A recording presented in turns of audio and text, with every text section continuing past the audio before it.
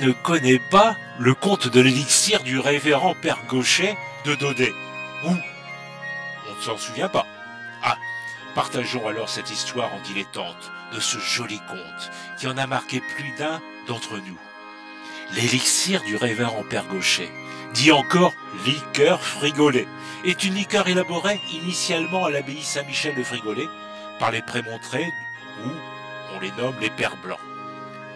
C'est le véritable élixir rendu célèbre par le comte d'Alphonse Daudet, écrit en 1866, et la plus ancienne liqueur mise au point sous l'abbatiat du père Edmond Boulbon, fondateur des Prémontrés à Frigolé. C'est une abbaye qui est située près de Tarascon, dans les Bouches-du-Rhône. Mais revenons aux sources. Les Pères Blancs sont dans la misère. Pour sauver le couvent de la ruine et de la faim, le père abbé accepte que le frère Gaucher fabrique un élixir dont il a le secret. Recette qu'il tient de sa tante Bégon, une vieille originale qui l'a élevée. Le frère va confectionner un élixir à partir de 30 plantes de la région entrant dans le secret de fabrication. Récoltées, séchées, triées et pesées avec soin, ces plantes sont mises à macérer dans de l'alcool neutre. La distillation va permettre d'obtenir un alcoolat renfermant tous les parfums de l'élixir. Après un premier passage en fût de chêne, il est terminé par ajout de sucre et de miel. Pour le reste, le père Gaucher ne nous pardonnerait pas de trahir son secret. Il ne reste plus qu'au temps à faire son œuvre. 8 à 12 mois de vieillissement en foudre de chêne.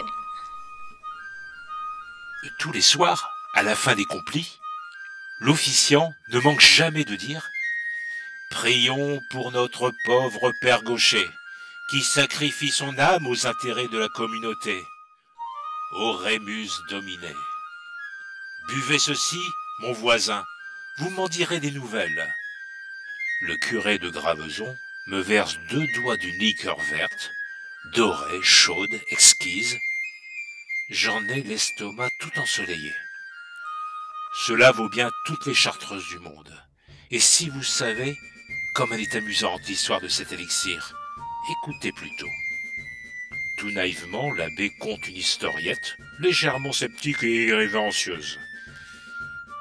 Il y a 20 ans, les Pères Blancs sont tombés dans une grande misère. Si vous aviez vu leur maison de ce temps-là, elle vous aurait fait peine. Le grand mur, la tour Pacôme, s'en allait en morceaux. Pas un vitrail debout. Mais le plus triste, c'est le clocher du couvent, silencieux comme un pigeonnier vide.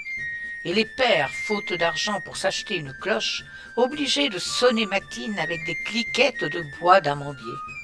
Pauvres Pères Blancs, je les vois encore à la procession de la Fête-Dieu, défilant tristement dans leurs capes rapiécées, pâles, maigres, nourris de citres et de pastèques, et derrière eux Monseigneur l'abbé, qui venait la tête basse, tout honteux de montrer au soleil sa crosse décorée et sa mitre de laine blanche mangée par des vers. Les dames de la confrérie en pleuraient de pitié. Les étourneaux sont maigres quand ils vont en troupe. Alors, le frère Gaucher demande à être entendu au conseil. Quand on le voit entrer dans la salle du chapitre, simple et balourd, saluant l'assemblée la jambe en arrière, prieur, chanoine, argentier, tout le monde se met à rire. « Mes révérends, fit-il d'un ton bonasse en tortillant son chapelet de noyaux d'olive, on a bien raison de dire que ce sont les tonneaux vides qui chantent le mieux. Figurez-vous qu'à force de creuser ma pauvre tête, je crois que j'ai trouvé le moyen de nous tirer tous de peine. Vous savez bien, tante Bégon, cette brave femme qui me gardait quand j'étais petit. Oh, Dieu et son âme, la vieille coquine !»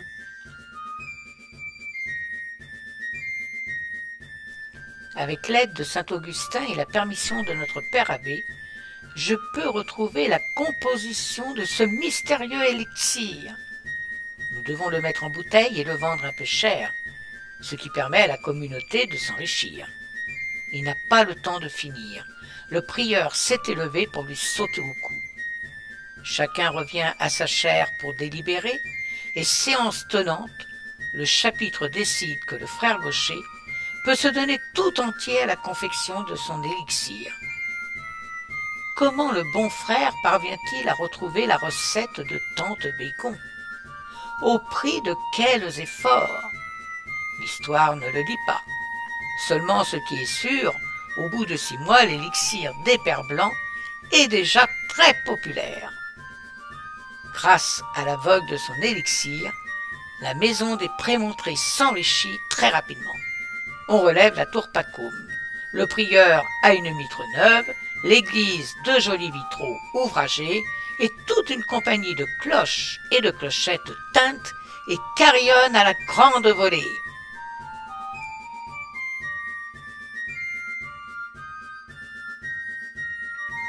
On ne connaît plus que le révérend Père Gaucher, homme de tête et de grand savoir, qui vit complètement isolé et s'enferme tout le jour dans sa distillerie, pendant que 30 moines battent la montagne pour lui chercher des herbes odorantes. Le dernier angélus sonne, la porte de ce lieu de mystère s'ouvre discrètement, et le révérend se rend à l'église pour l'office du soir. Il faut voir l'accueil quand il traverse le monastère. Les frères font la haie sur son passage. On dit « Chut ! Il a le secret !» L'argentier le suit et lui parle la tête basse. « C'est à moi qu'ils doivent tout cela !» se dit le révérend lui-même, et chaque fois cette pensée lui fait monter les bouffées d'orgueil. Le pauvre homme en fut bien puni, et vous allez voir. Un soir, pendant l'office, il arrive à l'église dans une agitation extraordinaire. Rouge, essoufflé, le capuchon de travers, et si troublé qu'en prenant de l'eau bénite, il trempe ses manches jusqu'au coude.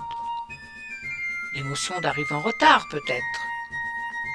Il fait de grandes révérences à l'orgue et aux tribunes, au lieu de saluer le maître-autel, traverse l'église en coup de vent, erre dans le chœur pendant 5 minutes pour chercher sa stalle, puis une fois assis s'incline de droite et de gauche, en souriant d'un air béat, un murmure d'étonnement couru dans les 3 nefs. On chuchote de bréviaire à bréviaire. Qu'a donc notre père Gaucher? Qu'a donc notre père Gaucher? Par 2 fois, le prieur, impatient, fait tomber sa crosse sur les dalles pour commander le silence. Tout à coup, au beau milieu de l'Ave Verum, voilà mon père Gaucher qui se renverse dans sa stalle et entonne d'une voix éclatante. Dans Paris, il y a un père blanc. Patatin, patatan, tarabin, taraban. C'est la consternation générale et tout le monde se lève. « Emportez-le, il est possédé !»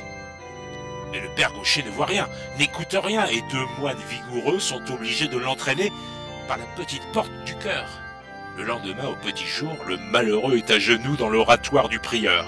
« C'est l'élixir, monseigneur! C'est l'élixir qui m'a surpris! »« Allons, allons, père Gaucher, calmez-vous, tout cela séchera, comme la rosée au soleil. Après tout, le scandale n'est pas aussi grand que vous pensez. Il y a bien eu une chanson qui est un peu... Enfin, il faut espérer que les novices ne l'ont pas entendue. À présent, voyons, dites-moi bien comment la chose vous est arrivée. » C'est en essayant l'élixir, n'est-ce pas? Vous avez eu la main trop lourde.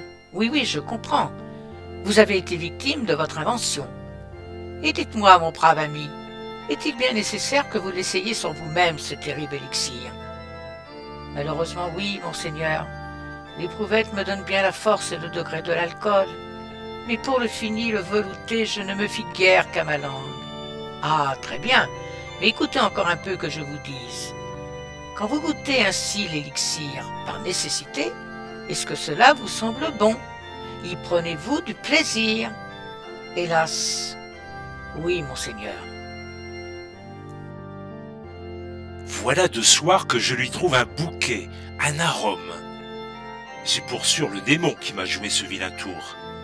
Aussi je suis bien décidé désormais à ne plus me servir que de l'éprouvette. Gardez-vous-en bien. Il ne faut pas s'exposer à me contenter la clientèle. Tout ce que vous avez à faire maintenant, c'est de vous tenir sur vos gardes. Voyons, qu'est-ce qu'il vous faut pour vous en rendre compte? 15 ou 20 gouttes, n'est-ce pas? Mettons 20 gouttes. Le diable sera bien fin s'il vous rattrape avec 20 gouttes. D'ailleurs, pour prévenir tout accident, je vous dispense dorénavant de venir à l'église. Vous direz l'office du soir dans la distillerie. Et maintenant, allez en paix, mon révérend. Et surtout, comptez bien vos gouttes. Hélas, le pauvre révérend a beau compter ses gouttes. Le démon le tient et ne le lâche plus. Le jour encore, tout va bien. Le père est assez calme, il prépare ses réchauds, ses alambics, trie soigneusement toutes les herbes de Provence. Mais le soir, quand les simples sont infusés, et que l'élixir tiédit dans de grandes bassines de cuivre rouge, le martyre du pauvre homme commence. 17, 18, 19, 20. Les gouttes tombent du chalumeau dans le gobelet de vermeil. Le père les avale d'un trait, presque sans plaisir. Il n'y a que la 21e qui lui fait envie. Oh, oh, cette 21e goutte. Alors, pour échapper à la tentation, il va s'agenouiller tout au bout du laboratoire. Mais de la liqueur encore chaude, il monte une petite fumée toute chargée d'aromates qui vient rôder autour de lui et, bon gré mal gré, le ramène vers les bassines. La liqueur est d'un beau vert doré. Penché dessus, les narines ouvertes, le père la remue tout doucement et il lui semble voir les yeux de tante Bégon qui rit et pétille en le regardant.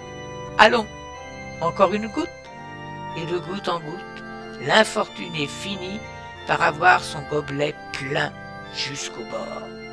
Il déguste son péché par petits coups, en se disant tout bas avec un remords délicieux: « Ah, je me damne! Ah, je me damne !» Pensez quelle confusion le lendemain quand ses voisins de cellule lui font d'un air malin: « Hé, hé, père Gaucher, vous aviez des cigales en tête hier soir en vous couchant. » Alors c'étaient des larmes, des désespoirs, et le jeûne, et le cilice, et la discipline. Mais rien ne pouvait contre le démon de l'élixir. Et tous les soirs, à la même heure, la possession recommençait. Les commandes pleuvent à l'abbaye. C'est une bénédiction. Le couvent prend un petit air de manufacture. Il y a des frères emballeurs, des frères étiqueteurs, d'autres pour les écritures, d'autres pour le camionnage. Un dimanche matin, pendant que l'argentier lit en plein chapitre son inventaire de fin d'année et que les bons chanoines l'écoutent, les yeux brillants et le sourire aux lèvres, voilà le père Gaucher qui se précipite au milieu de la conférence en criant: « C'est fini, je n'en fais plus. Rendez-moi mes vaches. » Qu'est-ce qu'il y a donc, père Gaucher? Ce qu'il y a, monseigneur? Il y a que je suis en train de me préparer une belle éternité de flammes et de coups de fourche. Il y a que je bois comme un misérable. Mais je vous ai dit de compter vos gouttes. Ah, bien oui, comptez les gouttes. C'est par gobelet qu'il faut compter maintenant. Oui, mais révérend, j'en suis là. 3 fioles par soirée. Vous comprenez bien que cela ne peut pas durer. Alors, faites faire l'élixir par qui vous voudrez. Que le feu de Dieu me brûle, si je me mêle encore. C'est le chapitre qui n'en rit plus. Mais malheureux, vous nous ruinez, cria l'argentier. Préférez-vous que je me damne? Alors le prieur se lève. Mais révérend, il y a moyen de tout arranger. C'est le soir, n'est-ce pas, mon cher fils, que le démon vous tente? Oui, monsieur le prieur, régulièrement tous les soirs. Aussi maintenant, quand je vois arriver la nuit, j'en ai, sauf votre respect, les sueurs qui me prennent, comme l'âne de Capitou quand il voyait venir le bas. Eh bien, rassurez-vous, dorénavant, tous les soirs à l'office, nous réciterons à votre intention l'oraison de saint Augustin. Avec cela, quoi qu'il arrive, vous êtes à couvert. C'est l'absolution pendant le péché. Oh bien, alors, merci, monsieur le prieur. Et sans en demander davantage, le père Gaucher retourna ses alambics, aussi léger qu'une alouette. À la fin des complis, l'officiant ne manquait jamais de dire: Prions pour notre pauvre Père Gaucher qui sacrifie son âme aux intérêts de la communauté. Et pendant que sur toutes ces capuches blanches, prosternées dans l'ombre des nefs, on entend le Père Gaucher qui chante à tue-tête. Dans Paris, il y a un Père blanc. Patatin, patatan, taraban, tarabin. Dans Paris, il y a un Père blanc qui fait danser des moinettes, train, train, train dans un jardin, qui fait danser des... Ici, le bon curé s'arrêta plein d'épouvante. Miséricorde, si mes paroissiens m'entendaient.